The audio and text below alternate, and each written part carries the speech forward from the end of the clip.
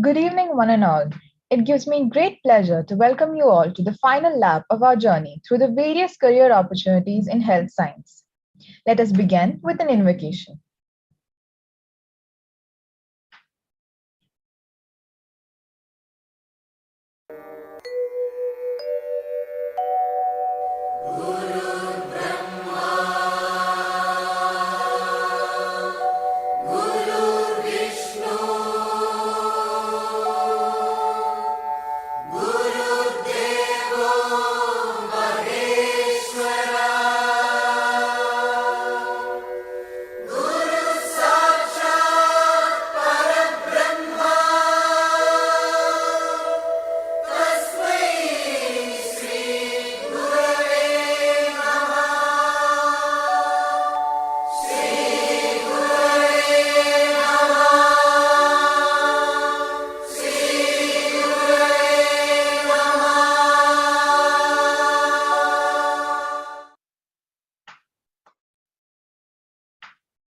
Today, our esteemed speakers will be introducing us to two very eminent fields in the medical world: pharmacy, the backbone of modern medicine, and the rising fields of nanoscience, biotechnology, and molecular medicine.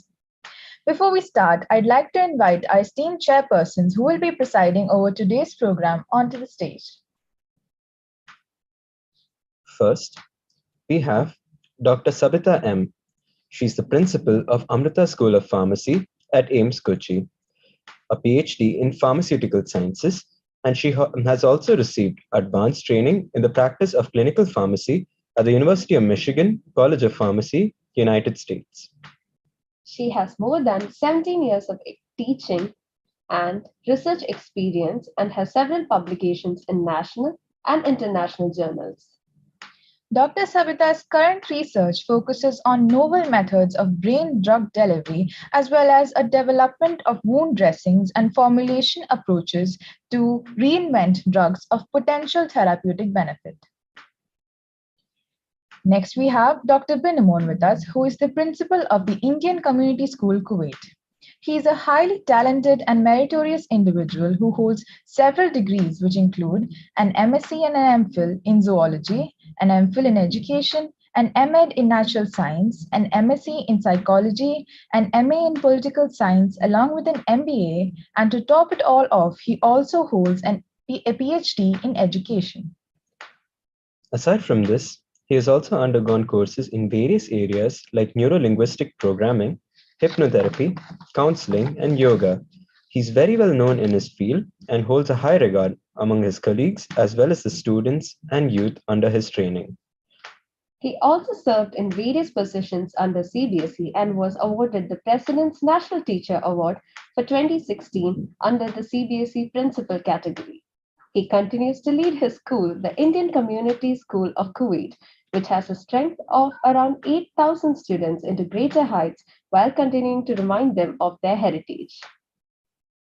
Next, we have Mrs. Sarvamangala A., Manager, Learning and Development in the Department of Corporate and Industry Relations at Amrita School of Arts and Sciences since July 2014. She has been handling classes for all undergraduates and postgraduates at Amrita School of Arts and Sciences. Kochi in verbal communication and training the students for placements, for cracking competitive exams, for resume preparation, review of resume, and company specific mock interviews and inputs. She is also an alumni coordinator at ASAS Kochi since 2019 September. She has 12 years of industry exposure in managerial capacity as academic co-coordinator and also as a center head in different institutions. She has 22 years of teaching experience in different prestigious institutions like the Bharatiya Vidya Bhavan, Little Daffodil School, Providence Women's College, Centum Learning Limited by the Airtel Group, and ASAS Kochi. She was certified as the Best Academic Coordinator cum Faculty by Centum Learning Limited in 2008 and has handled career development training at Career Guidance Academy at Calicut. She is also an executive committee member of the Public Relations Council of India. Now, without further ado, let's dive into today's first session, which is Career Prospects in Pharmacy by Ms. Brinda Nambudiri, who is a clinical research pharmacist at the Amrita School of Pharmacy. Ma'am, please take the stage. Thank you for the introduction. Just give me a moment to share my screen.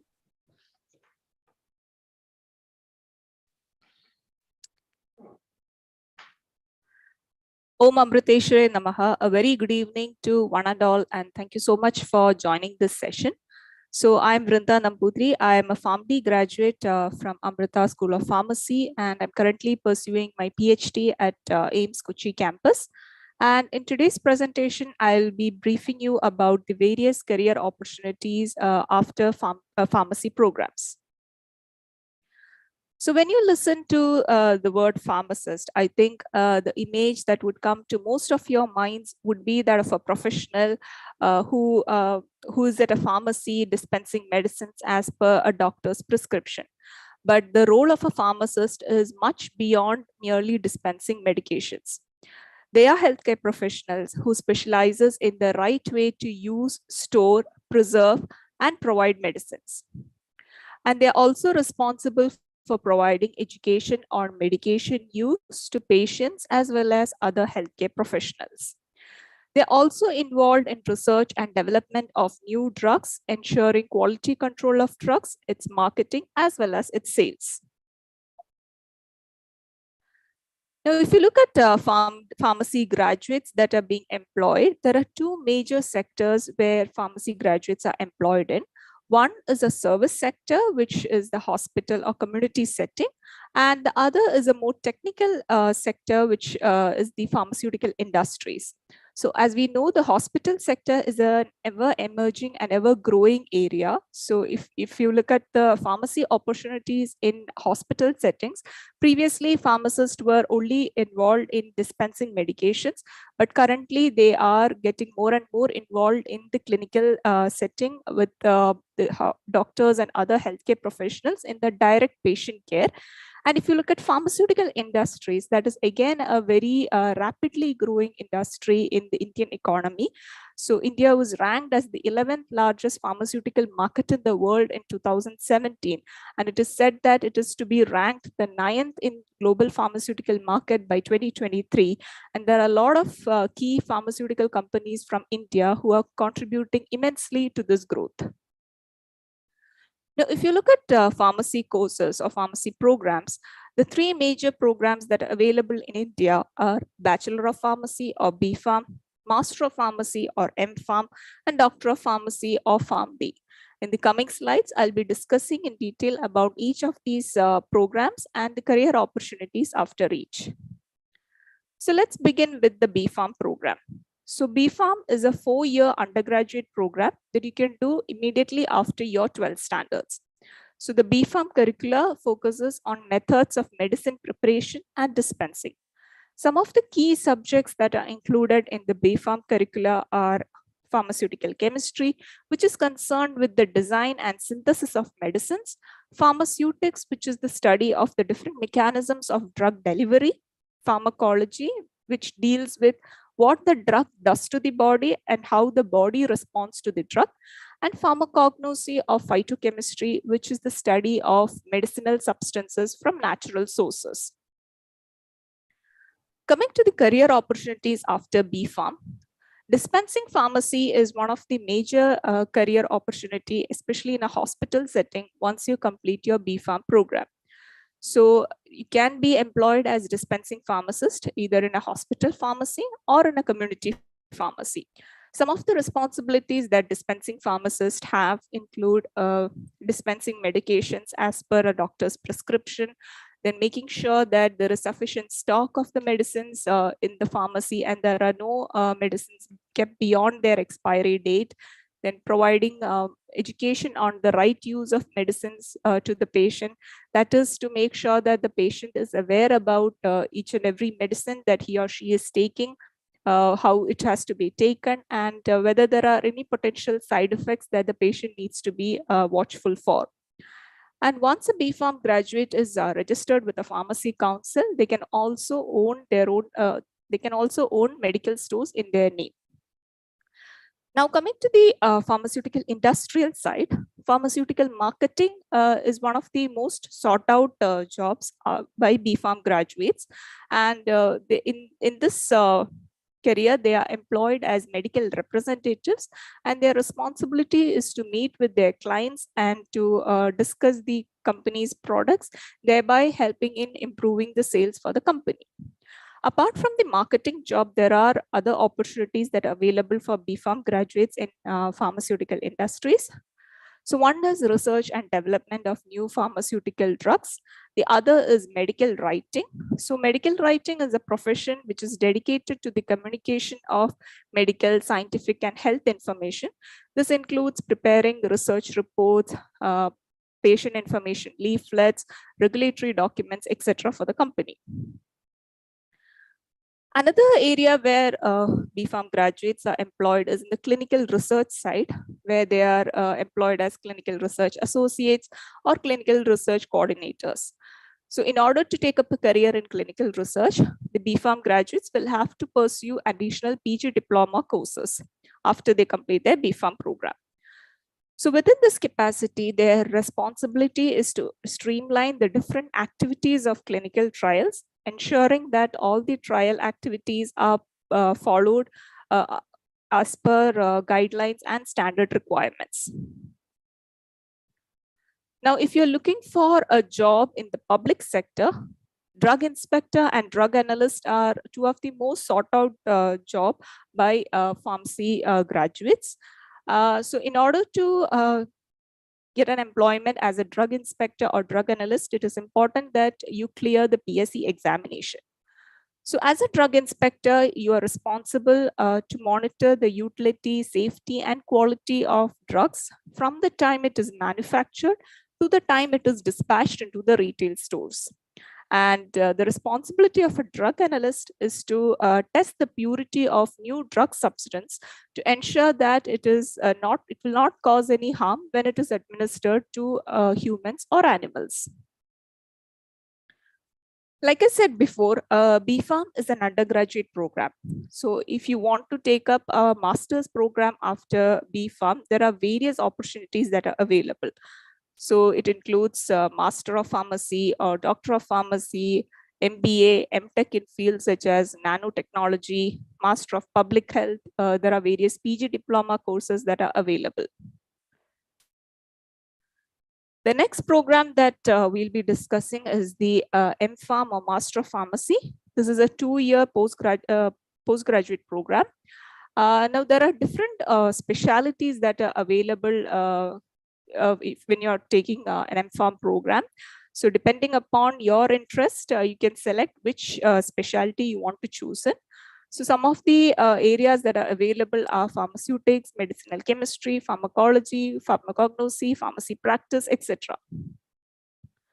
Now coming to the career opportunities after MPharm, you can again be employed as a pharmacist in hospital or community pharmacy. If you are passionate about teaching, you can start a career as a teaching faculty in pharmacy colleges. Then in the public sector, you can be employed as drug inspector or drug analyst. And you also have opportunities in clinical research field, monitoring and managing the different aspects of clinical trials. Now, when you come to the pharmaceutical industrial side, pharmacovigilance or drug safety is one of the major area where pharmacy graduates are employed in, especially MPharm and PharmD graduates. So within this capacity, their responsibility is to monitor the safety profile of medications. Another area is quality assurance and quality control, wherein they are responsible to develop, apply, revise, and maintain the quality standards of products being developed. That is to ensure that the products that are developed are of sufficient quality. And there is also opportunities in regulatory affairs, wherein the graduates are responsible for obtaining and maintaining approval for new pharmaceutical products. The next program that we are going to discuss is PharmD or Doctor of Pharmacy. So this is a newer course compared to MPharm and BPharm. So the PharmD program was introduced in India in 2008, and it was introduced in Kerala in 2010. So there are two types of PharmD program that is available. One is a regular program, which is a 6-year program that includes 5 years of academics and 1 year of internship. And the regular program can be taken immediately after your 12th standard. And you can also do PharmD after your BPharm program. In that case, it is known as a post-baccalaureate program. So that will be a 3-year program, which includes 2 years of academics plus 1 year of internship. So the PharmD curricula is designed in such a manner that it provides ample opportunities for pharmacy students to be trained in a clinical setting, in a hospital setting. So it is very important that if you are interested in pursuing PharmD after your 12th standard, you choose a pharmacy college that has good exposure, good clinical exposure. So in some pharmacy colleges, like in AMRITA, you have a tertiary hospital within the hospital campus. And as a result, we were involved in clinical postings and clinical activities right from our 4th year. But in some other colleges, they don't have a hospital within their campus. So they have tie-ups or collaboration with nearby hospitals, and through which they do their clinical postings. So before you register for the course, it's very important that you select an institution which has good clinical access, and there is clinical postings happening regularly. So coming to the key subjects that are dealt in PharmD program, one is pharmacotherapeutics, which is a science of the which is a study of the clinical indication of drugs, and the other is pharmacology, like we discussed previously. It is the study of what the drug does to the body and how the body responds to the drug. Now, PharmD graduates who are employed in hospital settings are known as clinical pharmacists, and they have various responsibilities to handle. The first is prevention, identification, and reporting of medication errors. So medication errors refer to any error when a doctor is prescribing a medicine, or when a pharmacist is dispensing a medicine, or when a nurse is administering the medicine to the patient. So at any of these stages, it is the responsibility of the clinical pharmacist to ensure that there are no errors occurring. And if at all an error has occurred, the clinical pharmacist ensure that it does not reach the patient. The next is reconciliation of medication. That is to ensure that none of the medicines that are taken by the patient, that are needed for the patient, is omitted at any point of transition. So that is when the patient gets admitted from home to hospital. Within the hospital, when the patient is shifted within the different wards in the hospital, or when the patient is transferred from the ICU to the ward, and when the patient gets discharged from the hospital to home. At any of these points, the clinical pharmacist ensure that the medicines that are taken by the patient, that are required for the patient, is being continued and it is not omitted. The next is prevention, identification, and reporting of adverse drug reactions, or which are commonly known as side effects of medicines. The next is detection and prevention of drug interactions. So when two drugs or two medicines are given together, at times some of them have a potential to interact with one another, causing unfavorable side effects. Some of the drug substances even have the potential to interact with certain food items, and it can cause certain side effects. So as clinical pharmacists, it is their responsibility to ensure that these drug interactions are prevented and any of those drugs being given together is being avoided. The next is answering drug-related queries. And another responsibility is providing patient medication counseling, that is providing education to patient on the right way to use their medicines. Now, PharmD graduates are being employed in different departments within hospital settings across India. So these are some of the major departments where pharmacy or PharmD graduates are being currently employed. Now, when you come to the industrial side, there are a lot of emerging opportunities for PharmD graduates in that field also. So some of these opportunities we have already discussed in the previous slide, like pharmacovigilance, medical writing, regulatory affairs, etc. Medical scientific liaison is a very specialized role that PharmD graduates are offered in pharmaceutical industries. And within this capacity, they help to ensure that the products are used effectively and they advise on any upcoming advances in treatments. Another area where PharmD graduates are employed in pharma industries is as clinical data analyst, where they are responsible for verifying the validity of scientific experiments and the data gathered.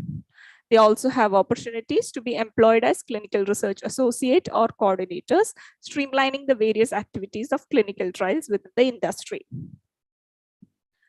In clinical research field also, PharmD graduates have a lot of opportunities. They are employed as research fellow in various research projects of both government and private agencies, and also they are employed in clinical research organizations. Some of them are interested in taking up a career in pharmacy colleges as teaching faculty, and some others are also interested in doing in working in the public sector as a drug inspector or drug analyst. So the last course, the last program that I want to discuss today is a PhD after completing a postgraduate degree in pharmacy. So if you are looking forward to enhance your learning in pharmacy field, PhD is a very good opportunity. So PhD helps you to gain better clinical knowledge and biomedical research skills. But it's a very long commitment that you need to give for your PhD. So you need to ensure that you have the passion to learn more, because it can take up to 3 to 6 years to complete a PhD, depending on whether you're doing it part-time or full-time. So some of you might be interested to even take up a career abroad outside India after you complete pharmacy program from India. So I just wanted to talk very briefly on that too. In this presentation. So when you are applying for jobs outside India, you need to be aware that there are equivalence exams that are provided by different countries. So if you need to be a registered pharmacist in any of the countries abroad, you need to complete the equivalence exam that is provided by the company, by the country. So some of the examples of such equivalence exams have been shown on the screen. So in UK, you have the OSPAP exam. In US, you have an NAPLEX exam. In Australia, you have a CAPS exam, etc. So these are just few examples. For each country, there are different examinations and you need to qualify that. So in addition to completing the equivalence exam, some countries also require you to complete certain hours of internship before you become a licensed pharmacist. So make sure that you are aware about all these aspects before you travel to another country to start a career there. So when working abroad as a pharmacy graduate from India, these are again some of the key areas where pharmacists are currently being employed. So you have opportunities in clinical and community pharmacy, in clinical research fields, pharmaceutical industries, and even in the academic fields. So with that, I would like to end my presentation. I would like to thank Dr. PG Nair and the AMRITA Alumni Association for giving me this opportunity, and would like to thank each and every one of you for your patient listening. Thank you. Thank you for the glimpse you provided into the field of pharmacy, ma'am. That was a very informative session. Next up, we have a session on opportunities in nanoscience, biotechnology, and molecular medicine by Ms. Ashwati Radhakrishnan, who is an academic coordinator at the AMRITA Center for Nanosciences. Ma'am, we invite you onto the dais.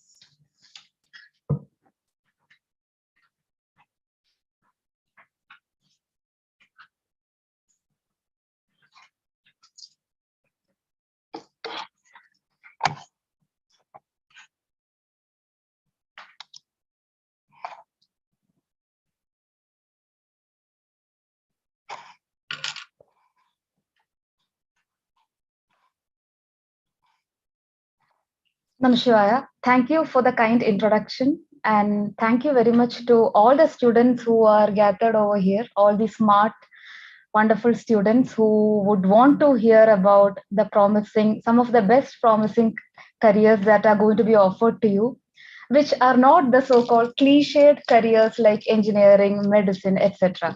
So I would want to extend my special thanks to you before I start the session. And I'm here, a representative of AMRITA Center for Nanoscience and Molecular Medicine.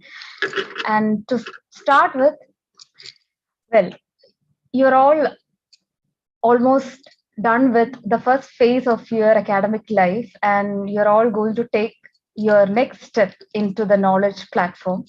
And here you are at AMRITA Vishwavidyapeetham, which is a NAC A++ accredited university, and which is the #1 private university in India. And it is also recognized as an institute of eminence by the UGC, which means, according to the government of India, we are among the first 10 private universities in the country that are capable of competing at the world level.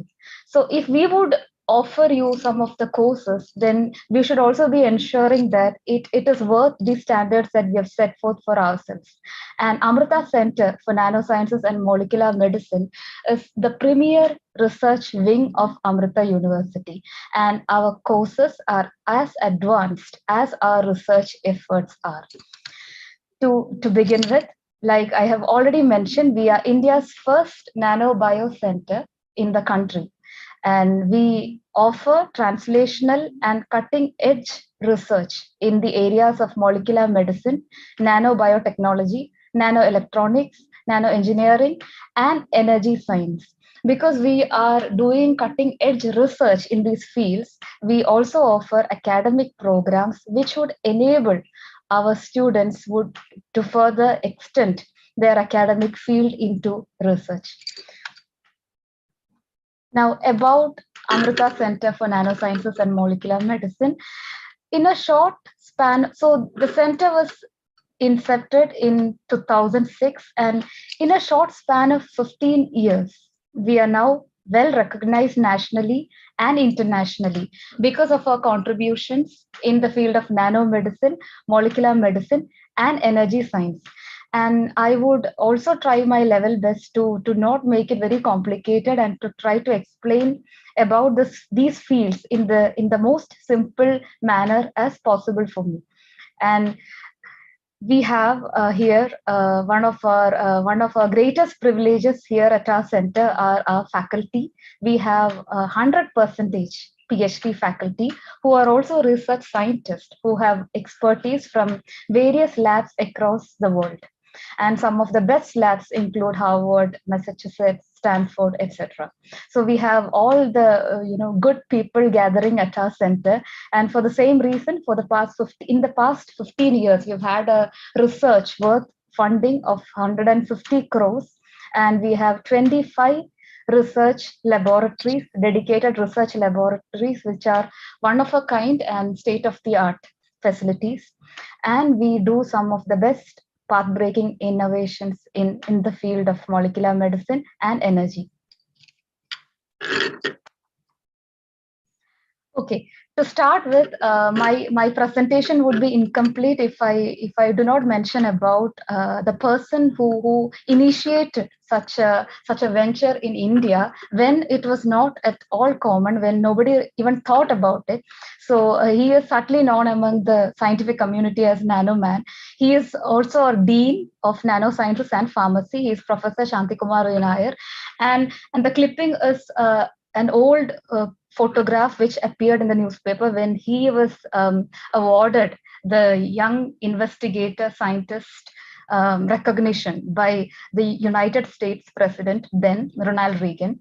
And currently, he is among the best 2% scientists in the world and among the 10 material scientists in our country.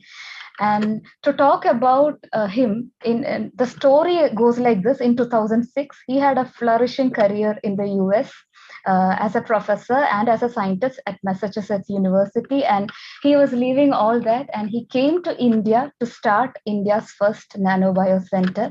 And at present, it is one of the premier research institute in the country, offering a lot of services and benefit to mankind in terms of scientific products that we develop here. So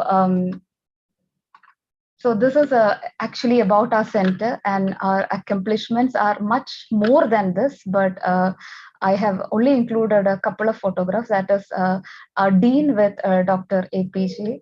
So Dr. APJ will always be, everyone's favorite president.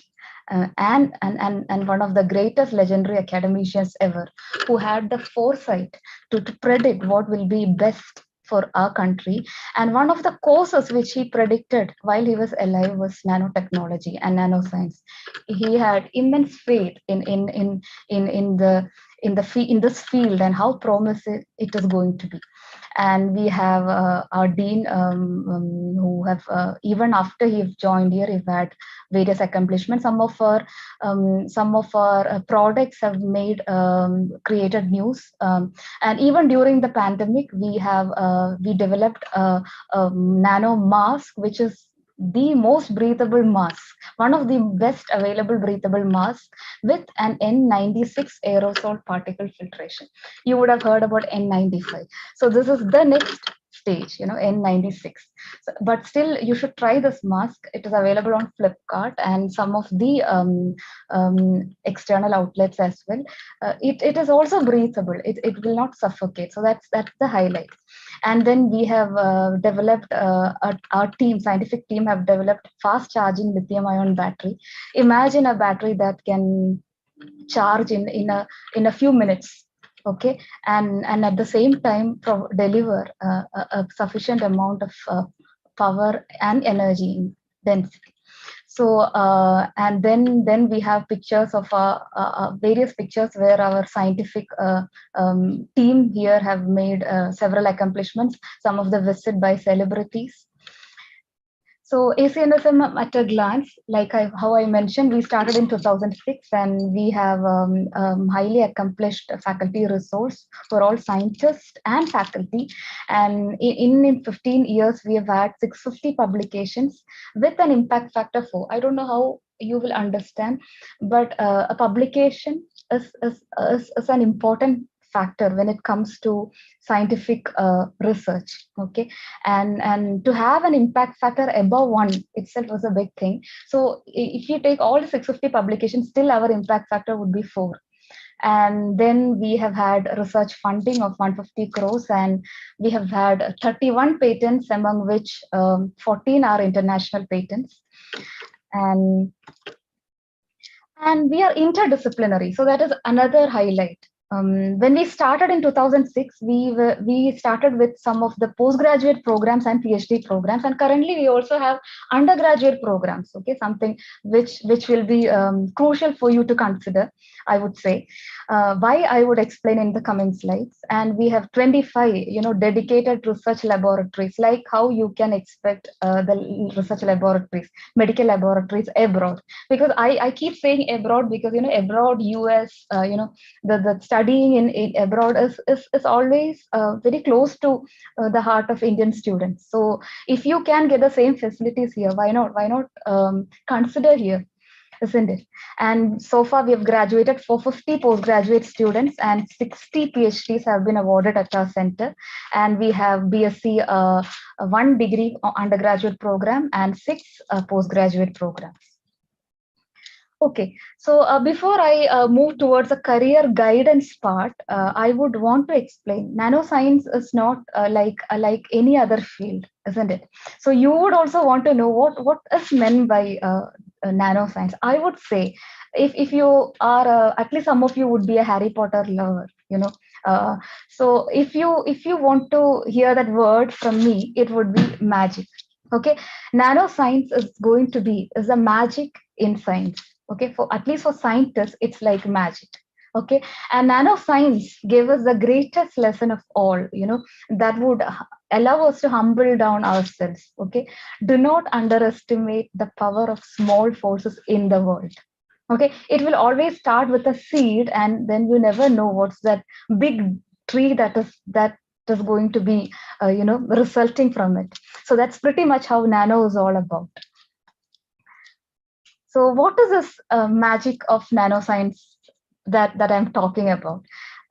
Richard Feynman gave this, started his first this idea of nanotechnology when he quoted. Okay, there is plenty of room at the bottom. Okay, so when you talk about nanoscience, it's always about going down the scales. Okay, what is 1 nanometer? 1 nanometer is nothing but 10 raised to negative 9 times a meter, that which you would already know. Okay, but how to give you a proper comparison of this 1 nanometer? Take a single strand of human hair. Okay, that will be in lakhs of nanometer, the thickness. Okay, so you can imagine how small would be a 1 nanometer uh, thick material. Okay, because everything in the universe is either matter or energy. So when we talk about material, I'm only talking about matter. Okay, I'm trying to define matter in space and time. Okay, so here I have given, if you can see this, I have given a brief comparison as we go down the size scales. Okay, so nanometer is not even comparable in the range of a thickness of a strand of hair, but you can always go down, and then if you look at the size of a DNA, that is comparable to a nanometer scale. Okay, so it's that small, but it's not as small as an atom. Okay, so that's the difference. And clearly it is not a nanometer sized particle is not visible with the eyes. Okay, so now I have shown a picture of I wanted to take an example of some material. So I've taken sand. Okay, so if you take sand material in your hand, okay, how is it formed? We have a certain way in which we've studied the sand formation. Okay, in nature or in universe, whenever a material is formed, it takes up a particular size scale. Okay, and it can be say for example in millimeter, in micrometer size scale. I'm just giving an example, but for it to go down the scales, for the natural formation to occur in the nanometer range for any material in general is not so common. So in order to synthesize a nanomaterial itself, so that's what a second picture is all about. So that second picture, I hope you can all see the arrow as I point. That's about that's called a hydrothermal bomb. Okay, so that's an industry where they are synthesizing a material, the same material that would naturally, when it forms, will be formed in micrometer or a higher size scale. I am going to synthesize it in a smaller scale in such a way that the particle size of each part, the size of each particle would be in nanometer scale.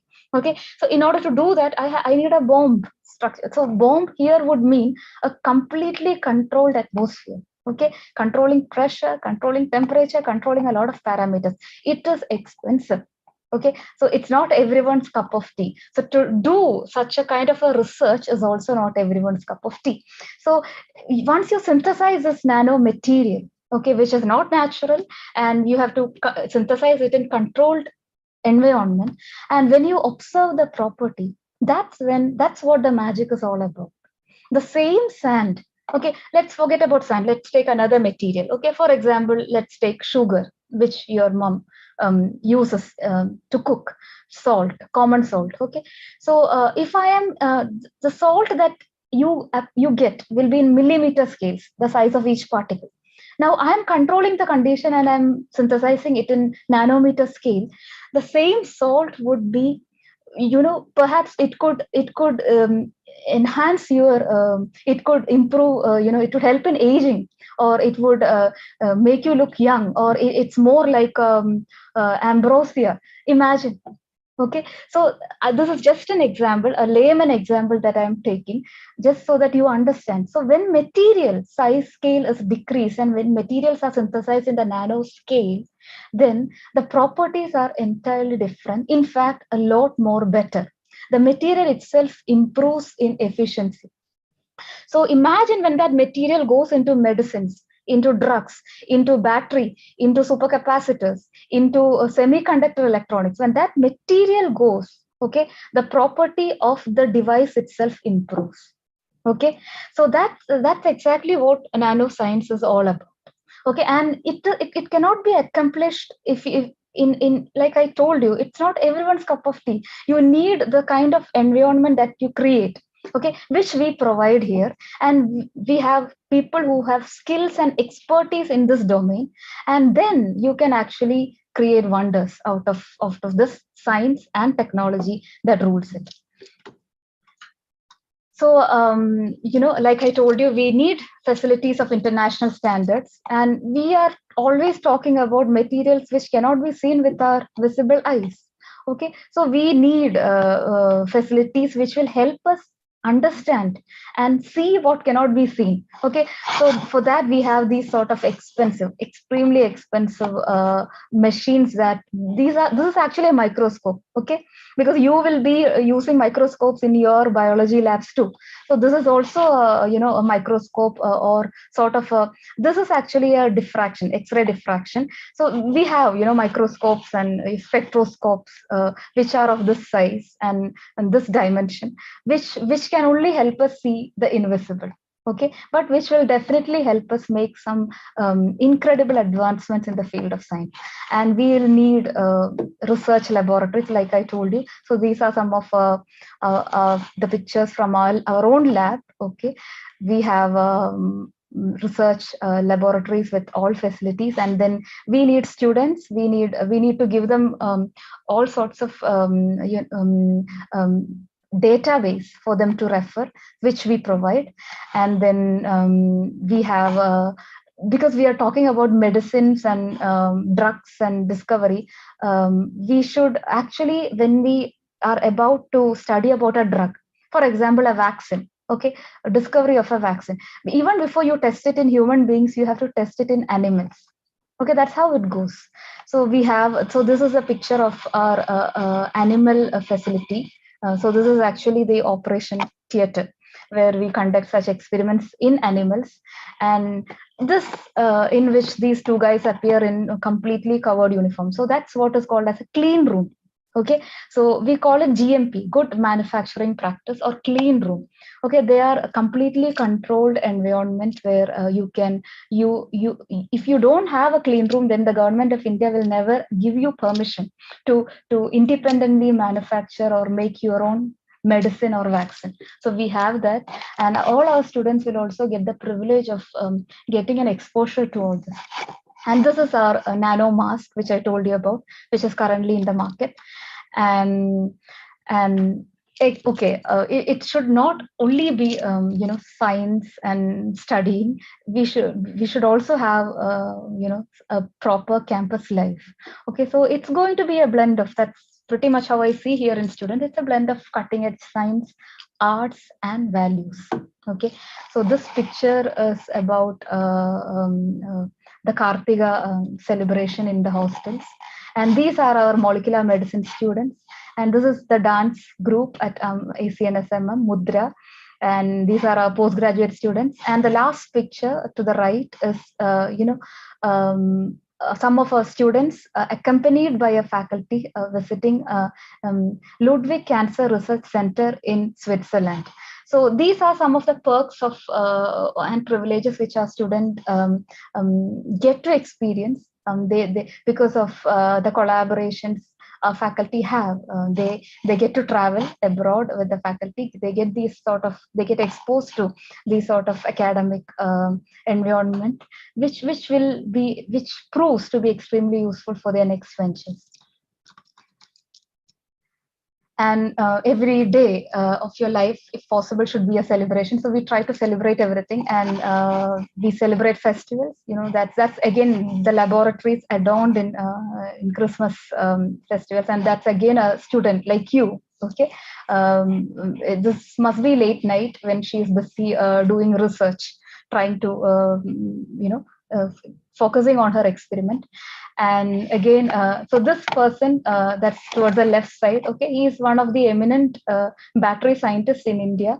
Okay, so he is taking the students for an outing, and he is helping them to enjoy as well. And then again, so the last picture to the right is again, so we have undergraduate, we have postgraduate, we have PhD. So this is the picture of two of our students who just the picture was taken when they completed their PhD defense. They were officially declared doctors. Okay, and this is the picture, the conventional after defense picture with the dean. So this is just to give you an idea about what I'm going to talk about. Okay, what is expecting. If you should also know that you needn't always seek the road most traveled. Sometimes some of the roads less traveled are quite the adventure. And products developed at our center. Okay, so I'm not just simply showing you some pictures of labs. We are doing some real work.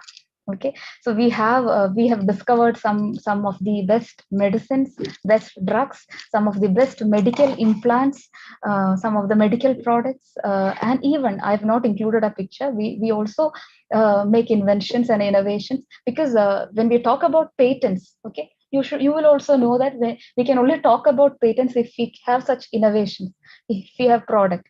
And our chancellor of the university, Amma, is also quite particular about doing research for the benefit of mankind.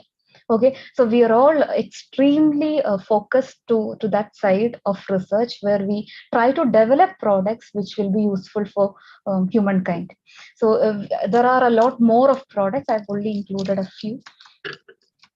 Okay, so to do all this, okay, what is it that you should take? Okay, so what are the academic programs that we offer? Okay, so we offer one BSc program. So far only one, but we will also be soon starting with, like I told you, it's not easy to have all the facilities in one place and to offer such a program at the undergraduate level. Okay, so we had to do a lot of work, lot of research to start the program itself, to ensure that everything is available in our country. And then we have likewise we have one BSc honors with research in molecular medicine, and we offer 3 MSc programs: MSc in molecular medicine, nanobiotechnology, nanoelectronics, and nanoengineering. And for the BTechs, we offer MTech programs again in molecular medicine, nanobiotechnology, nanoelectronics, and nanoengineering.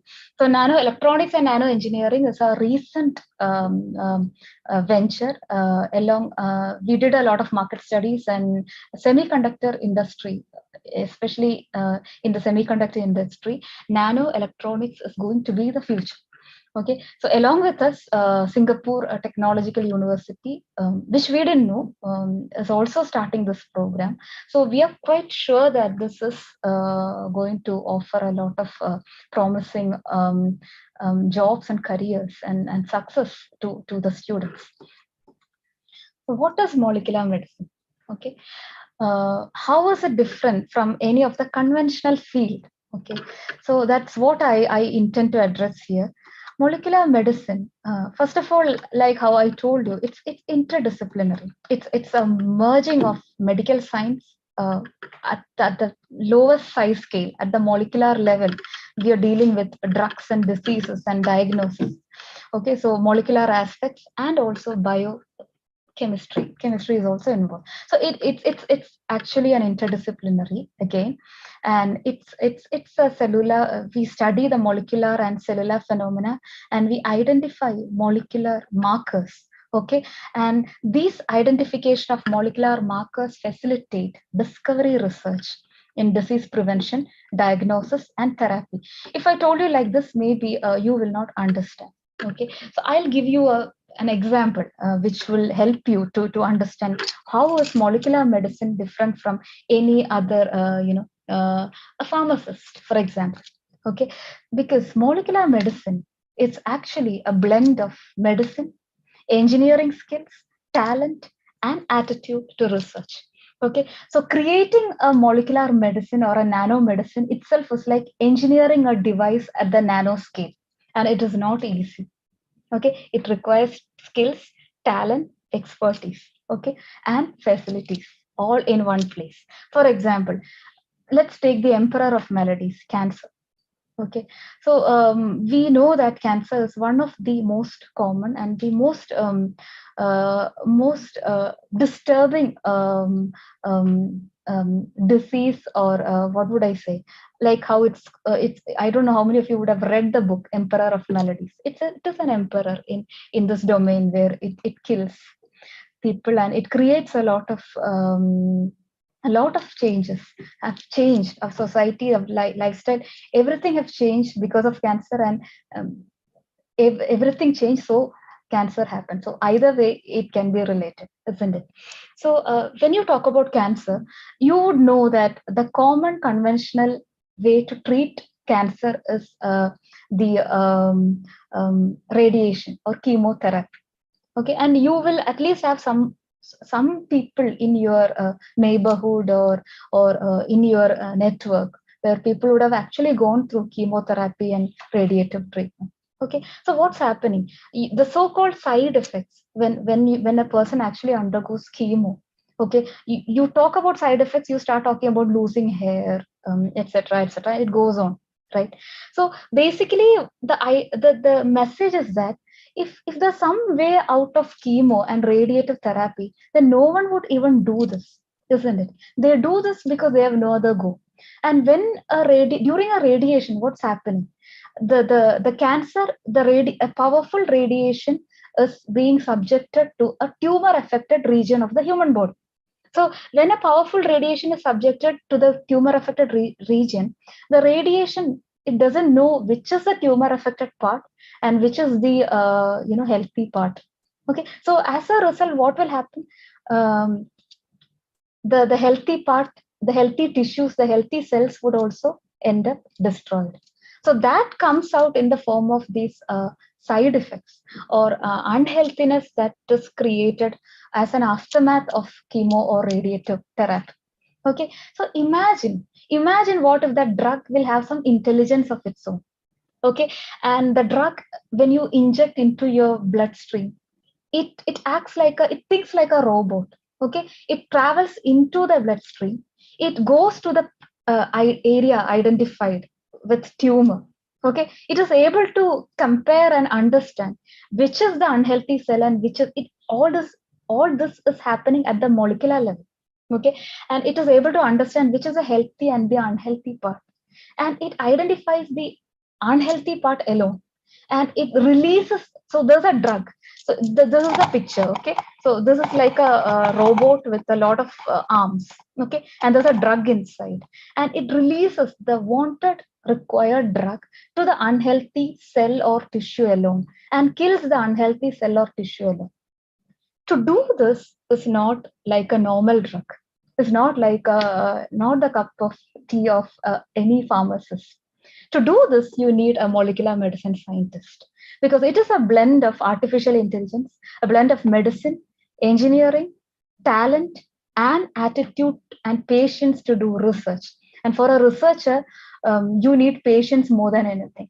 Okay, so in order to do, if you can actually be a master of a molecular medicine inventor of a drug like this, then there's no comparison to your area and any other domain in the world. Okay,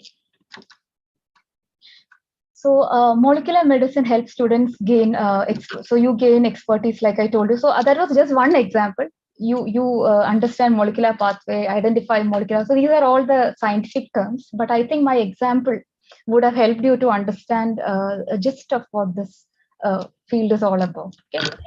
And because of pandemic, at least you will know that you need a scientist, a molecular medicine scientist, precisely to develop a very efficient vaccine. And we at our center, we do have vaccine research going on, and our team have developed some of them as well. Okay, so BSc honors in molecular medicine. So this is the undergraduate program which we offer. We started offering this in 2020, and when we started this, we are the first university in the country to take up the challenge of offering molecular medicine at the undergraduate level. Like I told you, it is not easy. It requires a lot of factors congruencing into a common point. And when that happened, we were fortunately able to start and offer the undergraduate students the privilege of tasting what molecular medicine is all about. Okay, and BSc is now, I would say, professional. Okay, because we are strictly adhering to the national education policy. So we have a 4-year undergraduate program, after which you are even eligible you gain the eligibility to appear for GATE exams. Okay, so you are like any other professional. So it is not going to be it is also going to be belonging to the professional category of courses. And BSc molecular medicine, 4th year is the honors year. Okay, so after the 3rd year, the student will have the choice to exit and move into your next option, or you can continue with us and continue into your 4th or honors year, which will be intensive advanced research in our research laboratories. Okay, so we will make sure that you gain eligibility to get into our research laboratories and start your experiments, some real-time experiments leading to publication. Okay, so publications are the most important factor that will fetch your it's important that if you can actually have a publication of a 4 impact factor journal at your undergraduate, then what's stopping you from conquering some of the best careers in the world? So that's how I would put it. Okay, just to give you an idea about this. So your 4th year will lead to publication, and you will also learn some of the advanced courses in molecular medicine. And after 4th year, the eligible students will be given a direct entry into a 5-year PhD program. Okay, so 5 more years and you get your PhD. And there are eligibility criteria. There are the university criteria that the student will have to meet, but this is not something you get everywhere. Okay, so it's a uniquely structured course, and it's like mostly I would say like how it is in abroad, where you get to choose some of your electives. Okay, you can choose based on your interests, which there are some mandatory courses and a lot of electives for you to choose based on your interest. Okay, so this is what BSc honors program in molecular medicine all about, and the eligibility criteria will be after your +2. Minimum criteria are 60% marks in physics, chemistry, biology, but we do make a lot of filtering. Like how I said, you have to be really passionate in this area to do really well and to make it there. So for that purpose, we do a bit of filtering. So MSc. So next is MSc. So I will not be understanding that you're all +2 graduates. I will briefly go through all this. So even if you are a BSc graduate, okay, BSc graduate in molecular biology, see, that's why I said we are interdisciplinary. In every field of BSc which you can pursue: forestry, sericulture, horticulture, allied health science, nursing, environmental health, environmental science, botany, zoology, some of the life science courses, medical genetics, biochemistry. So any BSc graduate in these fields can always pursue an MSc in molecular medicine, because molecular medicine applications are relevant. And again, MTech in molecular medicine. Okay, so our MTech course is AICTE approved, and We also offer fellowships for GATE scholars, okay, and MTech in molecular medicine. We invite applications from BE or BTech graduates in biotechnology, genetic, biomedical, food process. So these are the stream. The eligibility criteria is given in our website, in all our social media pages, Facebook, Instagram, LinkedIn, and even our dean is in Twitter. So in all our pages, we have provided the eligibility, the flyers, etc. are available. So if you're interested, do take a look. Now, again, for MTech molecular medicine, we invite application from MSc graduates. Okay, so the BTechs, the MScs in any of these fields are invited to apply for their specialization in molecular medicine, MTech in molecular medicine. And we do have, that's one of the highlight of our program. We have a lot of students who after MBBS would come and join because they want to take a deviation from the clinical side of medicine to the research side of medicine, which is equally important. With the pandemic, you will know, you need a scientist, a vaccine scientist to discover vaccine, without which a doctor cannot prescribe it to the patient. So we have a lot of MBBS students, BDS students, Ayurveda, veterinary, homeopathy, Unani, pharmacy students who joined for our MTech molecular medicine program. So, the roles are plenty. I have only listed a few because I didn't want to, not everybody would want to become a scientist. A lot of people would want to get into some of the best R&D wings of industries, of companies. Some of them wants to get, because you're good in administration, you want to get into managerial roles. Okay, so all these are possible if in these courses, because I can tell you with guarantee, because we have all our students, our alumni, in various positions in all these areas which I'm talking about: medical scientists and research, field application scientists. And these are, to name a few, okay, some of the dream companies which we hear from our own students. Okay, Biocon, we have our students in all these places. So, GlaxoSmithKline, Dr. Reddy's, Merck, these are some of the companies. So basically, all nanotech, biotech, R&D wing, the R&D wing of hospitals, some of the best research institutes in the world, all require, so you're welcome into a good graduate in molecular medicine will earn a place in all these sectors. Okay, and you can do like I told you, it's interdisciplinary. Even while choosing your career, you can go into marketing, research, teaching, laboratory, scientist, a genome analyst, forensic, field application, business development. So in every, it's a variety of sectors where you can always spot place for a molecular medicine person. So, and basically you will be doing drug design, testing, diagnosis, analytical testing of medicines, etc. Okay, moving on to next, nanobiotechnology. Again, I have an example for you, which would throw some fundamental into your mind, so that you can read more about it. Okay, so again, you would have heard about biotechnology. So we offer a master's program, MSc and MTech in nanobiotechnology. So that's integration of nanotechnology and nanoscience into biomedical area and biomedical applications, which include, you would have heard about medical implants, right? So these are some of the most trending areas of research going on in the world. Okay, so when you are a nanobiotechnology person, you will be into drug delivery, cancer systems, tissue engineering, regenerative medicine. Okay, so I don't know how much I can throw light into any of these area, but let me just give you a brief glimpse into one of our recent achievement in the field of tissue engineering and regenerative medicine. Okay, regenerative therapy. So this is a very recent, you would have read about this. It was covered in almost all the media in the country. And so this product is an innovation of, it's a combined effort. every time a problem is interdisciplinary. So you cannot really do as an individual come up with a discovery. You are finding a product for the benefit of mankind.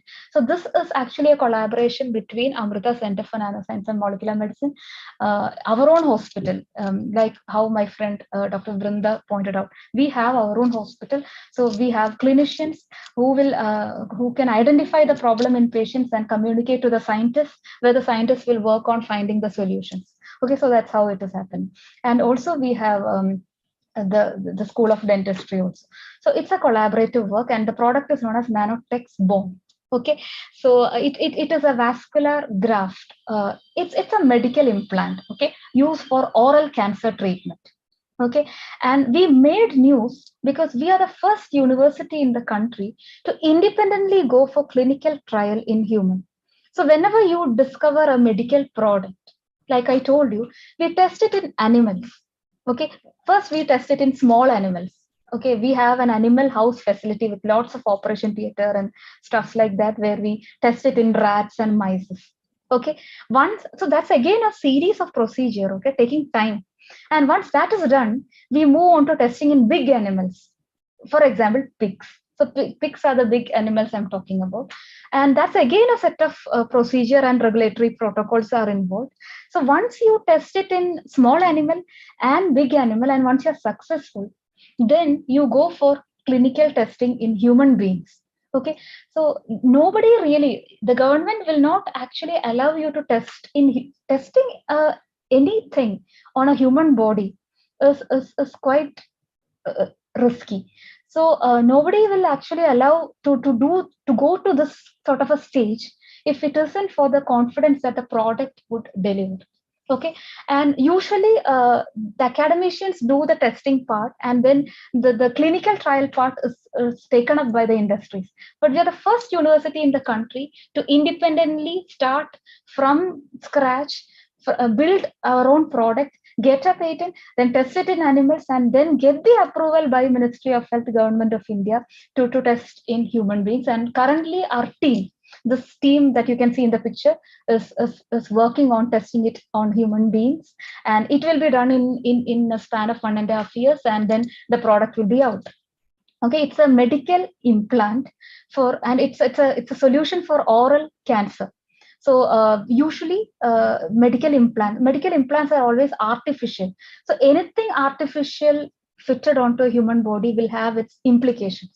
Okay, so here our medical implant will eventually degrade away, and the bone of that part would actually start regenerating. Okay, I'm putting it in the most simple manner so that you imagine a product facilitating bone regrowth of that area itself, and how aesthetically also fitting it would be. Okay, so that's exactly why this product created such a big news. So we offer MSc in nanobiotechnology, and like I told you, the BSc graduates in all these streams are welcome to join for the program. Then MTech in nanobiotechnology, and I'm just I'll quickly brush through these slides, and all these are available on our website. We even have professional MBBS, BDS, pharmacy students joining for our MTech programs. Okay, and you have a flexibility. You don't always have to be a scientist. You can choose some academic position. You can be a professor. You can be in some of the best biotech labs in the country. You can be a lab manager. You can go to different roles. Okay.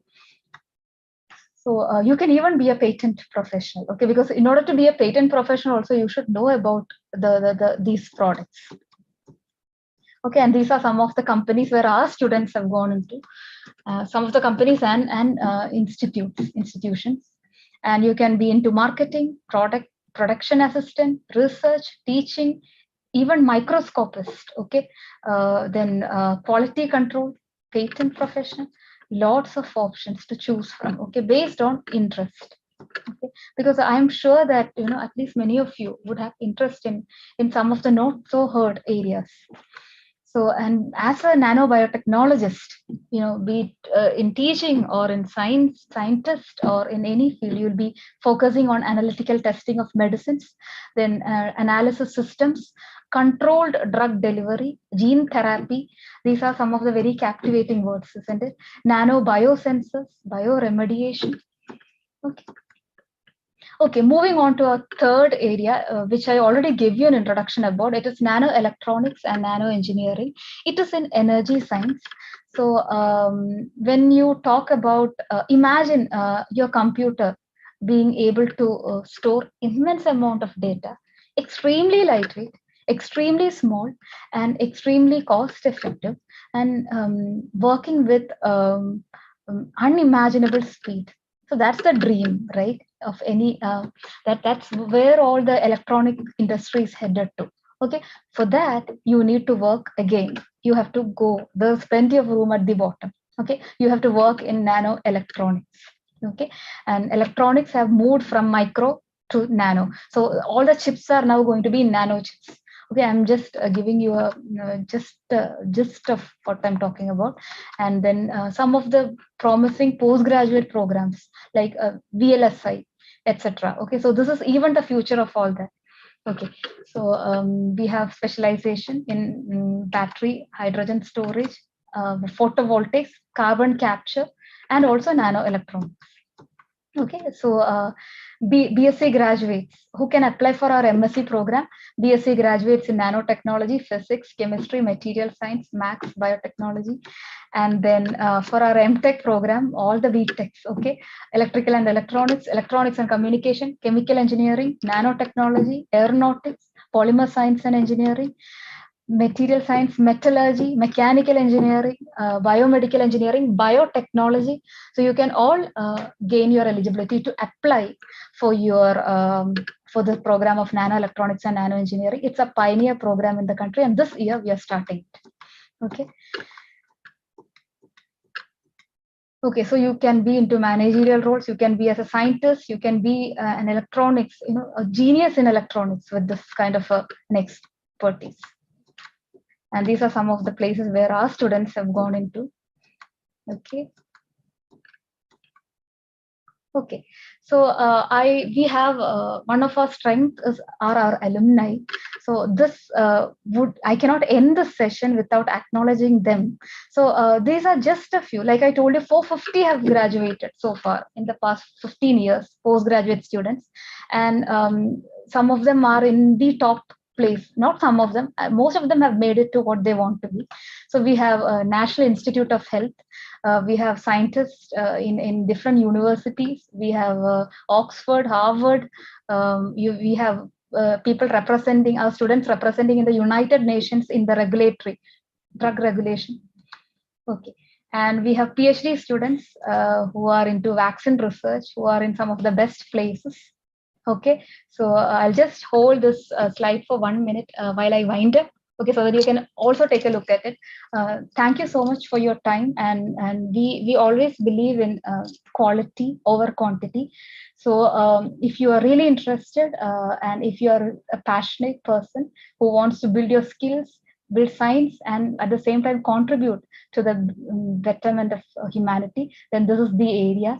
And we always there's a hashtag campaign which we promote, which is stop following the crowd. Okay, because these are some of the people who have stopped following the crowd and are extremely successful than anybody else. Okay, thank you.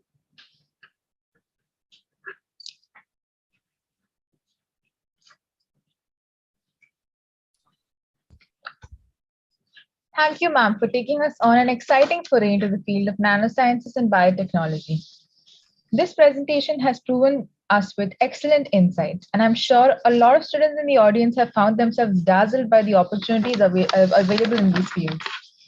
Now we will move ahead into the question and answer session. I invite Sabita ma'am to begin this discussion. Over to you, ma'am. I request all the delegates to feel free to send in their questions into the chat box. Okay, first of all, I would like to thank Dr. Vrinda and Ms. Ashwati for the wonderful sessions. Both of you have did a very wonderful job. Vrinda covered all the different programs in pharmacy and the opportunities therein. And Ashwati's presentation was mind-blowing with the different very clear, simple examples and applications of nanotechnology.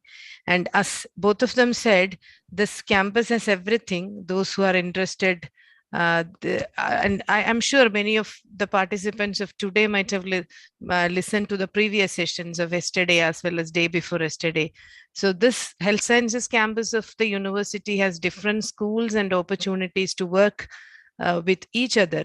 Like Ashwati said, a student of pharmacy can very well utilize the facilities in the nano center even during the pharmacy program, and even after completing the pharmacy degree or medical graduation, the student can opt to work in research or continue a program in nano. So this campus provides a lot of opportunities, interdisciplinary opportunities, cutting edge research facilities, and then the campus has everything. So I request the participants to post few questions. I haven't seen any. I don't see any questions in the chat box.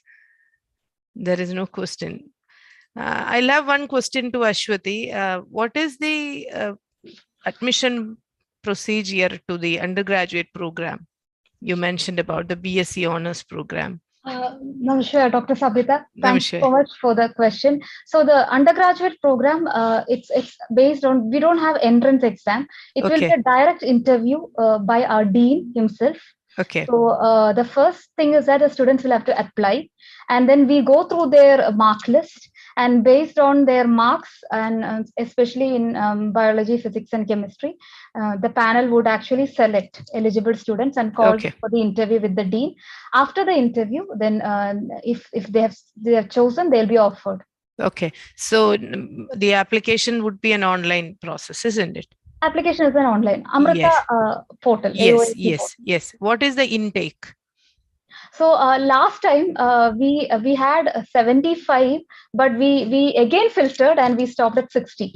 Okay. So Okay. we chose some of the best, and the toppers are 98% in CBSE.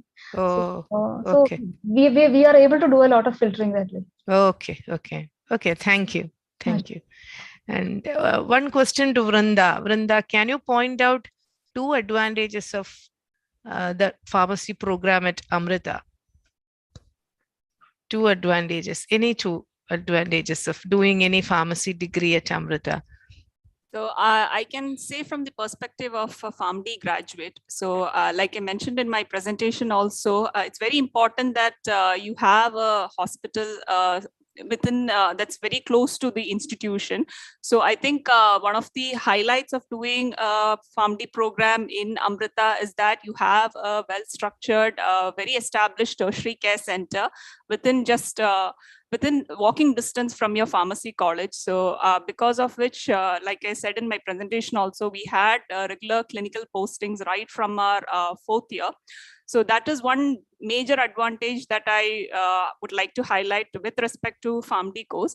And definitely with other pharmacy courses as well, we have a lot of opportunities, even with research, like it was mentioned even in my subsequent presenter, that you have opportunities in nanosciences, and you have even in clinical settings. So if you are doing like a MPharm in pharmacy practice or even a PharmD, you have opportunities to do research even in the clinical setting. So currently I'm doing a PhD where I'm doing it in a clinical setting. So having a hospital within the campus is a major advantage or major highlight that I would say. Yes. Thank you, Vrinda. So as you rightly said, the research facilities, the research culture, and the kind of clinical exposure and training make us very different from other colleges. You have a lot of opportunities beyond the classroom to involve in research projects, to work for the patients. As Ashwati said, our chancellor encouraged research for the benefit of humanity, not just for publishing paper and then for getting a thesis and then getting a degree awarded. So we always try to find problems which are genuine. So we get the opportunity to find such problems because of the close proximity of the hospital and the access to the clinical department. So the students always have opportunity to understand the problems faced by patients, and then work towards finding solutions. So you can always work in the nanotechnology area also, because pharmacy has a lot of scope in terms of designing the newer drug delivery systems, targeted delivery systems, controlled formulation, control release formulations, and so on. So the importance of research, the culture, the facility, and the access to the clinical departments make us different, not only for pharmacy, for any program in the campus. Thank you, Vrinda. I saw one question here in the chat box. For BTech biotechnology, we need maths in 11th and 12th. Maybe the question is to Ashwati, but then we don't have a BTech biotechnology here, isn't it? I don't know whether the participant meant, Kashinath, whether he meant about BSc program, what was mentioned here, or BTech. But I think we don't have a BTech biotechnology, and for the BSc, we don't need maths, isn't it, Ashwati? You mentioned about physics, chemistry, biology. Yes, actually, for the BSc, we don't need maths. Maths, yes. We are focused on physics, chemistry, and biology. So yes. I am not very sure about the question. Yeah, yes. And okay, thank you, Ashwati. The next question is, for pharmacy, do we need to give NEET exam? No. For the pharmacy in AMRITA, the pharmacy programs in AMRITA, we have separate entrance exam conducted by Amrita Vishwavidyapitham for the admission to the undergraduate programs, BPharm and PharmD. There is a separate entrance examination. So as in case of the nanotechnology programs, you have online application. So after applying online, you can appear for the entrance exam. And last 2 years, we couldn't conduct entrance exam because of the COVID pandemic, but then we have restarted. So this year we'll be having an online entrance examination. And for the master's degree, the MPharm, it is just based on the marks in the BPharm undergraduate degree.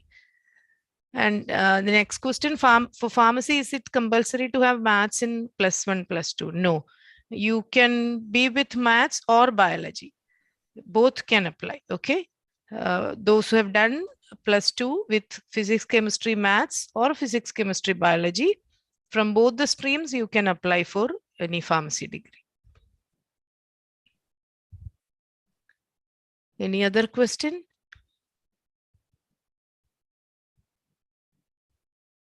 So meanwhile, I would like to thank Dr. PG Nair ma'am for organizing this wonderful session. It was very interesting. And unfortunately, I couldn't attend the previous 2 days session. So I'm sure the sessions were also, like those sessions also might have gone very well.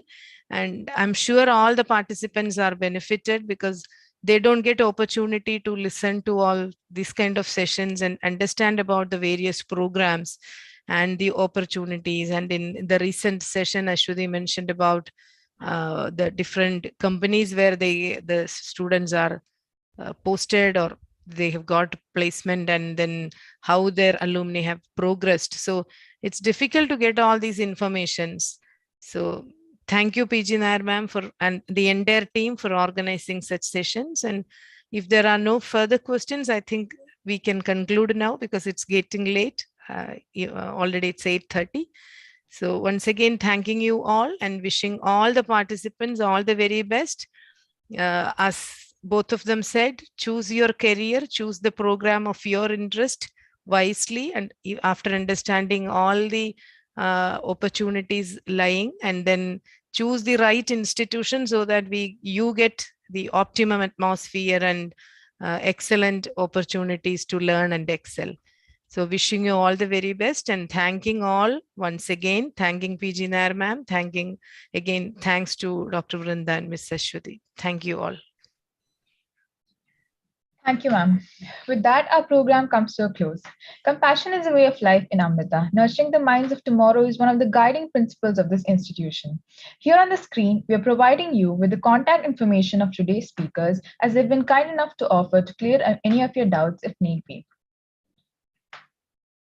This event is the culminative effort of a large team of individuals ranging from Dr. P.G. Nair and team, who were the driving force behind this event, to the AV team, without whose expertise this event wouldn't have been able to run smoothly.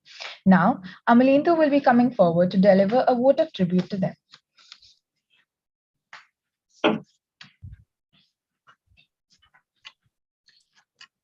Finally, we have reached the end of career guidance for 10th, 11th, and 12th grade students. It was truly an enriching experience for all of us, and we would definitely carry the knowledge imbibed from all the stimulating sessions of this conference a long way. And now, without further ado, I would like to get on with the vote of thanks on behalf of Amrita School of Medicine. First and foremost, I would like to thank Amma, without whom this event wouldn't be possible. I would like to express my special gratitude to Swamini Madhurpriya Pranaji, coordinator for all Amrita Vidyalayams, for her unconditional cooperation for this program to be successful.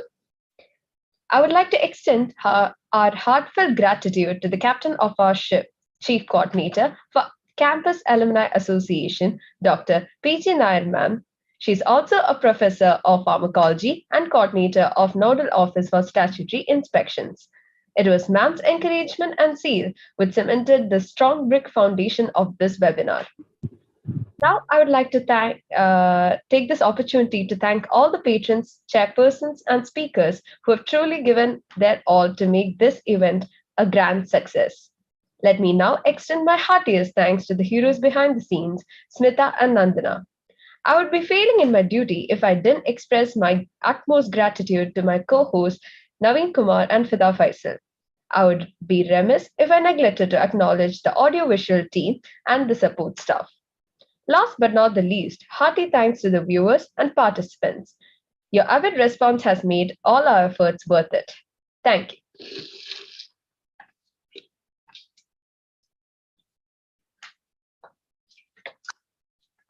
Let us wrap up today's event with the national anthem, which will be played by Dr. Siddharth Vishwanathan, vascular surgeon and alumni of the first batch of Amrita School of Medicine.